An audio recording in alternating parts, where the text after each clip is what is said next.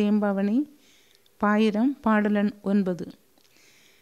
சீதருள் உடுக்கள் ஊடு திங்களைப் போல கன்னி மாதருள் அரிய மாண்பால் வயங்கினாள் அன்றி தன்னில் கோதருள் குறையற்றும்பர் குழுவினுக்கு எந்தை அண்டம் மீதருள் காட்சி பூத்து வேதியர் கொளியே போன்றாள்.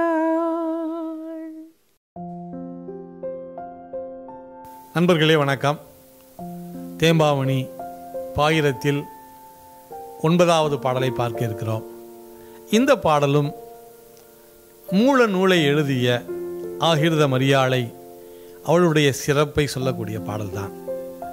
சீதருள் உடுக்கல் ஊடு திங்களை போல கன்னி மாதருள் அரிய மாண்பால் வயங்கினாள் அன்றி தன்னில் கோதருள் குறையற்று உம்பர் குழுவினுக்கு எந்தை அண்டம் மீது அருள்காட்சி பூத்து வேதியருக்கு ஒளியே போன்றார். அதாவது விண்மீன்கள் இருக்கின்றன, பல விண்மீன்கள் இருக்கின்றன. அந்த பல விண்மீன்களுக்கு நடுவே நிலவு மிக அழகாக தோன்றுகிறது. அதுபோல அந்த நாட்டிலே ஆகிருத என்ற ஊரிலே இருக்கக்கூடிய பல பெண்களில் மிக உயர்ந்தவளாக சிறந்தவளாக ஆகிருத மரியாள் இருக்கிறாள். 2வது கருத்து, உம்பர் என்ற வார்த்தையை பார்க்கிறோம் இந்த பாடலிலே.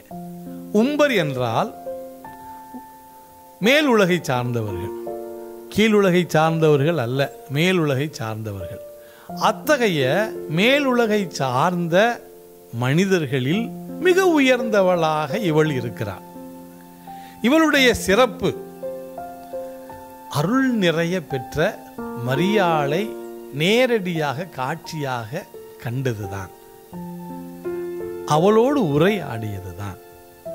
இதுதான் அவளுடைய சிறப்பு என்று இந்த பாடலிலும் ஆகிருத மரியாளின் தன்னுடைய மூல நூலை எழுதிய ஆகிருத மரியாளின் சிறப்பை சொல்லுகிற பாடல்தான் இந்த பாடல். நன்றி.